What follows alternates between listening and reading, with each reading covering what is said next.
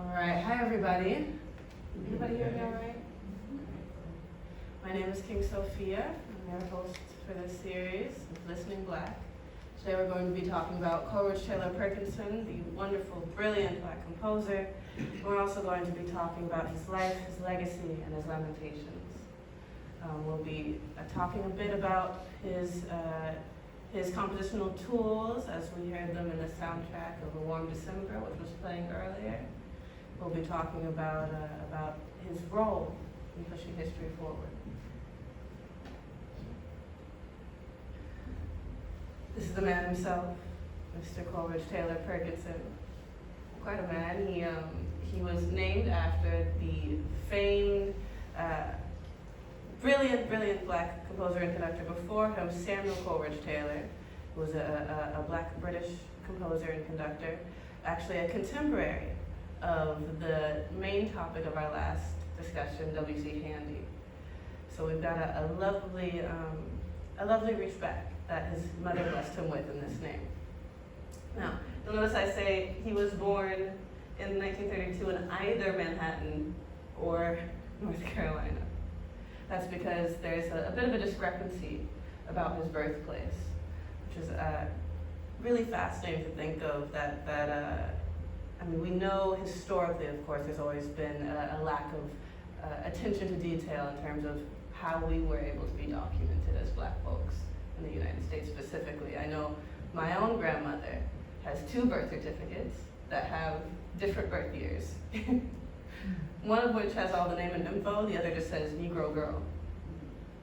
So this is a very common issue that we saw throughout these eras, and you can see, could you turn the mic down just a tiny bit lower on the mic?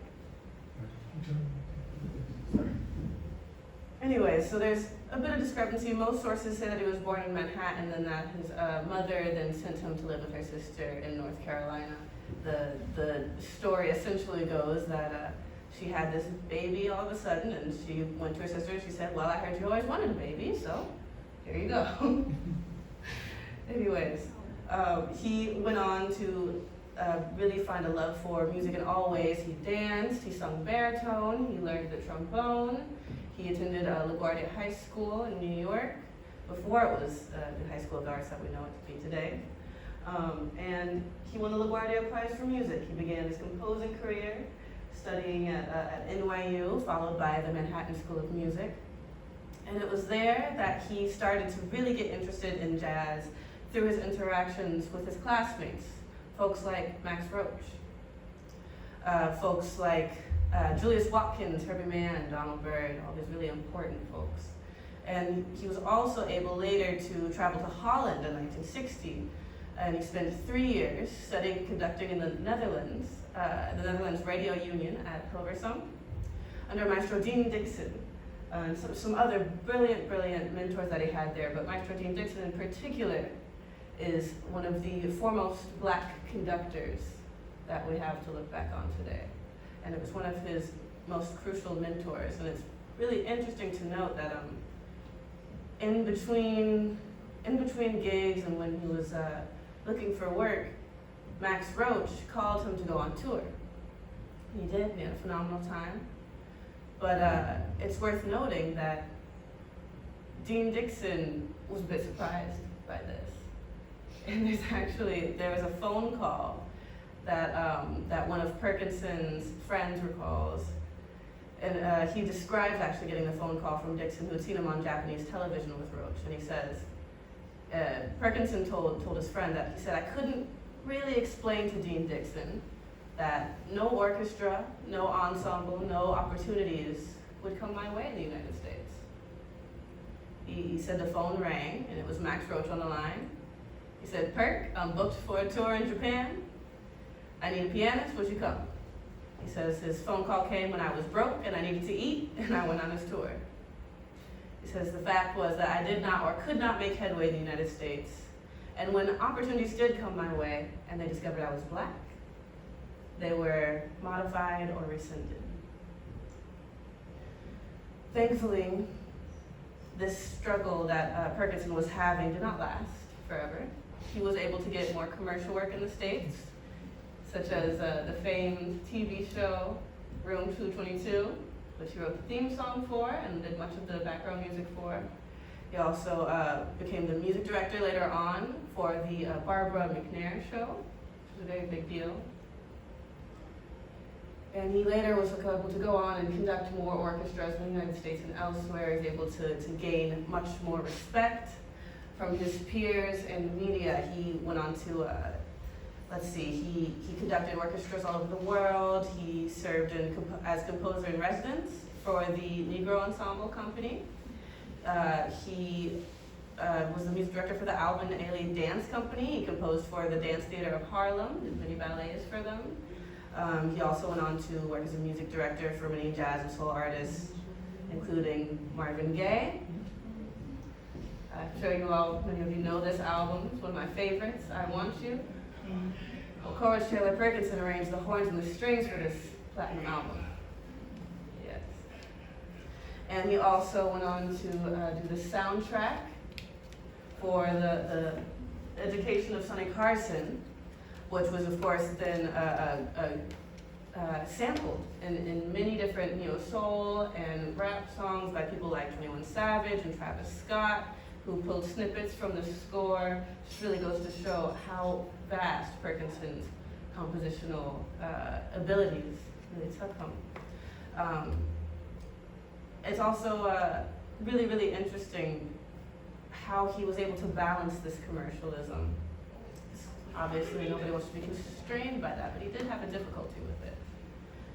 He enjoyed working more, I think, on film scores, which is why we see a lot of beautiful works, such as his work on the wonderful documentary about Dr. King.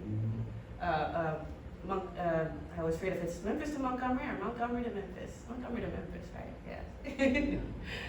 He did a phenomenal job on this score, and it's really interesting because this is the first time, I believe, that he worked with Sidney Poitier. And Sidney Poitier also has some discrepancies in his birth year, believe it or not. But Sidney Poitier was the director of this documentary, of course, as well as the director and star of the film that you were watching earlier, A Warm December. Beautiful, beautiful film. And it's got a beautiful soundtrack, and I want to take some time for us to listen to the way that Perkinson is able to display different emotions. First, we're going to listen to the trailer, which of course gives us a nice summary, but you can also see some variances in his scoring.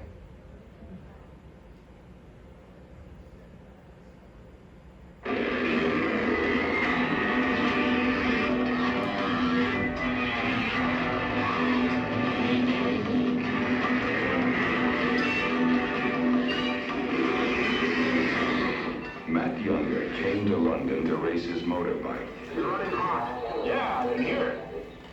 Break it down. To show his daughter a bit of the world. And to have some fun. Are you going to tell me why you're really here? I told you the wire. I'm on vacation. Come on. I didn't believe it. And then he met Catherine and added another mystery to his life. Hello. Hello. Please, don't move for a second. Someplace I must be missing something. Oh yes, I'm sure you have. Half of the men in London seem to follow you around. Now, not that I mean about you, but it does make a man wonder, what have we got here?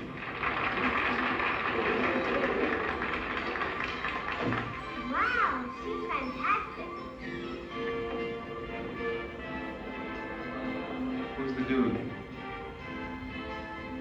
George's window, Ambassador Taranda, the new East African Republican. She's his wife. His niece. Beautiful. I think you're very devious. Girl, blowing people's minds must be your hobby. Girl, you hold still for 1 second. Stay London inside out.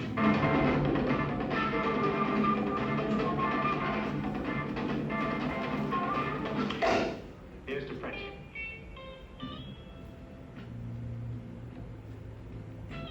Sidney Poitier, his love, Esther Anderson. Her December. A warm December.